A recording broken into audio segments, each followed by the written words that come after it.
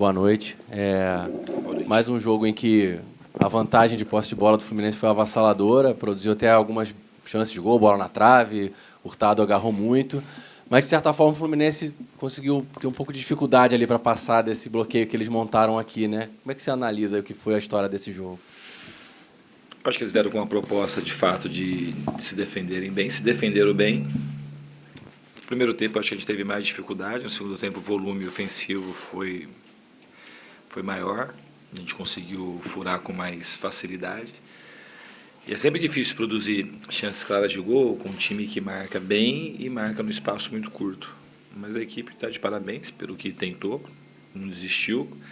E era um jogo também que a gente não podia se lançar tão à frente, porque não definia aqui a classificação. Então, se toma um gol, com o gol qualificado, acaba dificultando lá. Então, no aspecto defensivo, para a proteção do contra-ataque, a equipe foi quase perfeita nesse sentido. E tivemos as nossas chances. O goleiro, talvez o melhor jogador da partida, foi o goleiro, foi decisivo. Então, pensar agora no jogo do Campeonato Carioca e o Antofagasta é só daqui a um tempo. Fernando, boa noite. Boa noite.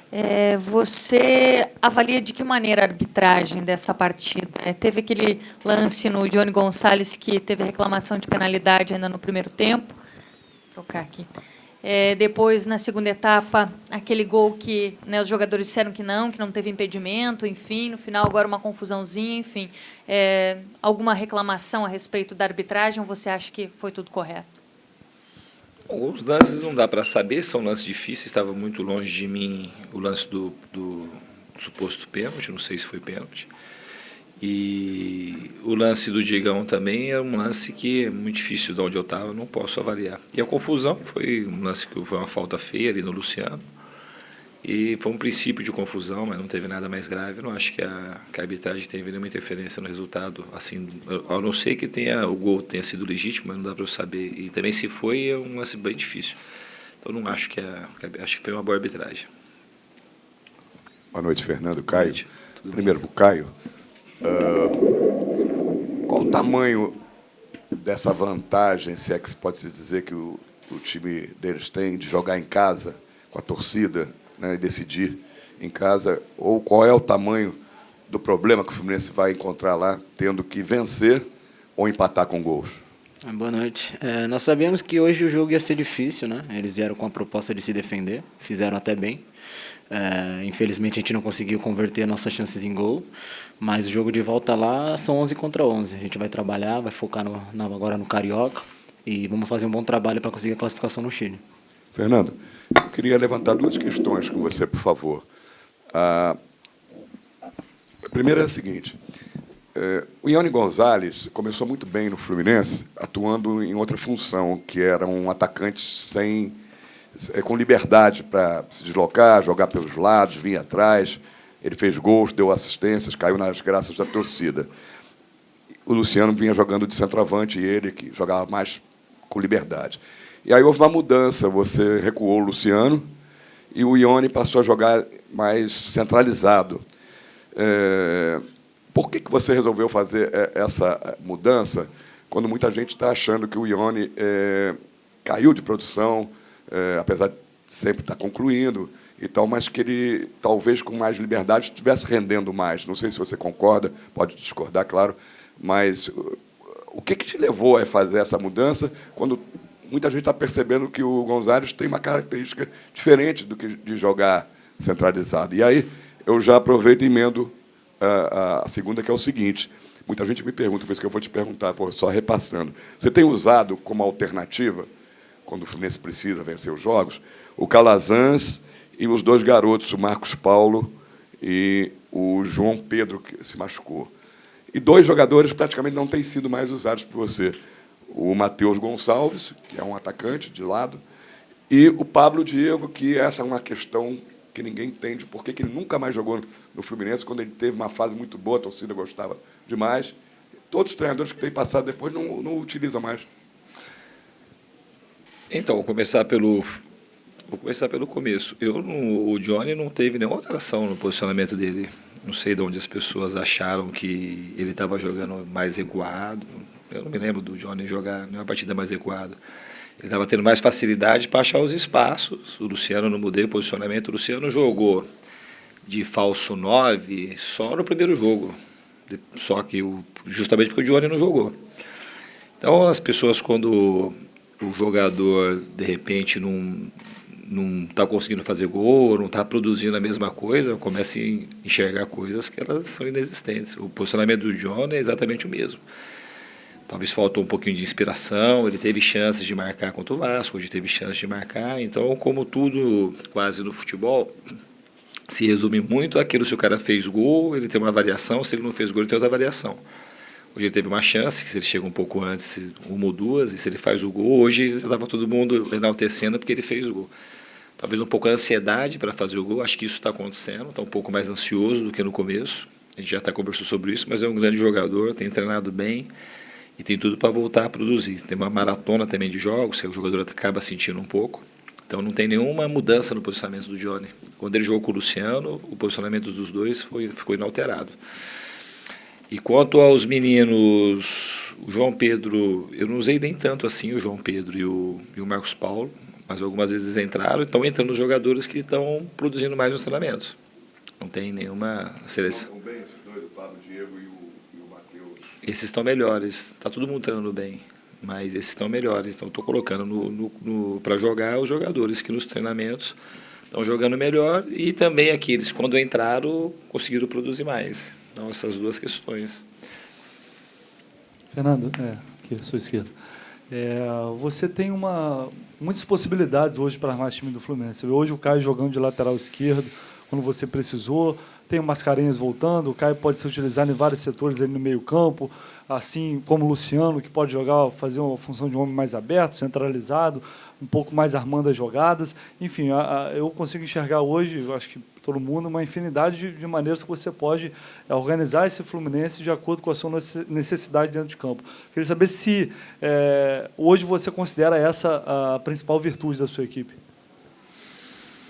Eu acho que a principal virtude, isso aí faz parte, porque a gente tem outra possibilidade de jogadores que fazem mais de uma função, como o caso do Caio, do próprio Calazans, o Ezequiel também sabe jogar por dentro.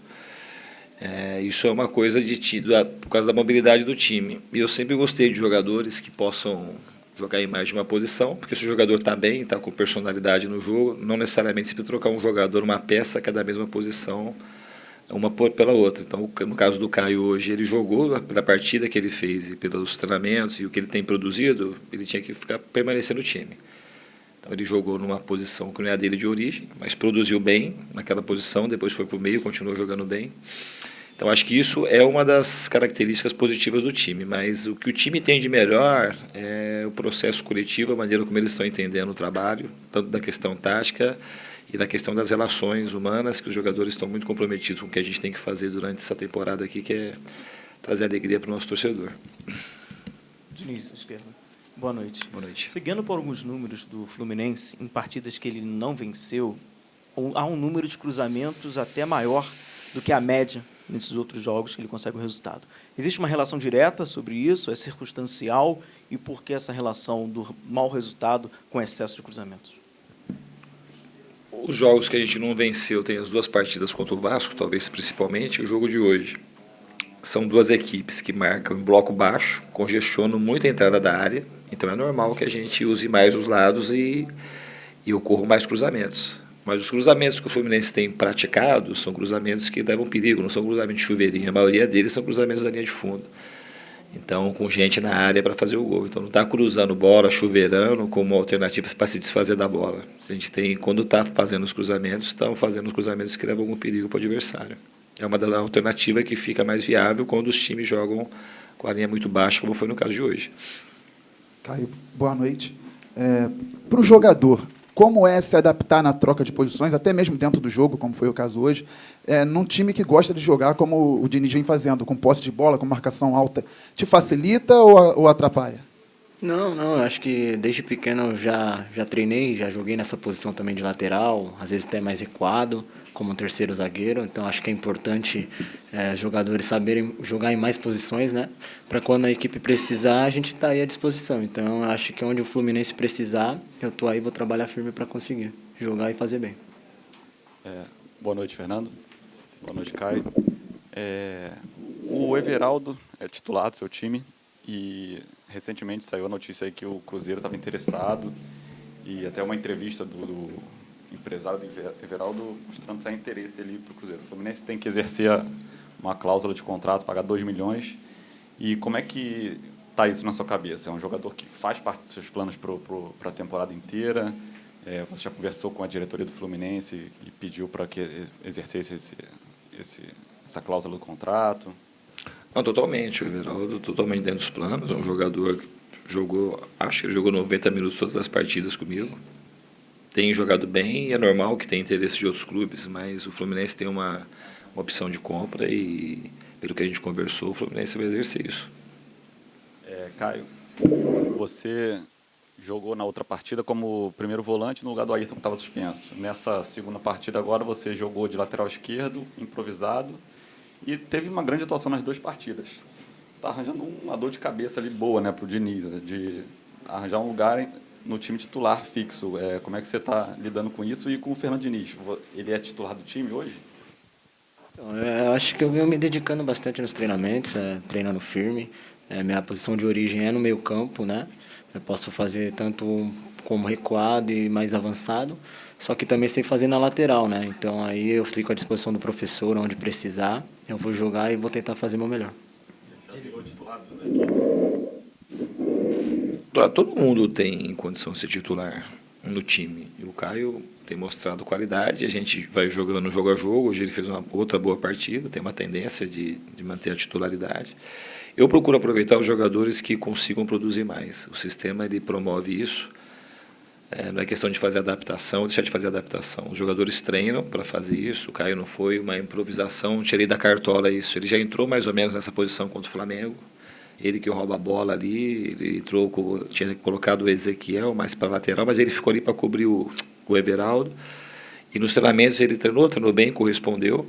Então é bom você ter no campo os que estão em melhores condições de jogar. E o sistema favorece, não dá para fazer todas as adaptações que você imagina, mas fazer uma outra adaptação para você colocar os melhores no campo, eu acho que a equipe fica mais competitiva e mais perto das vitórias. Foi isso que a gente tentou fazer hoje.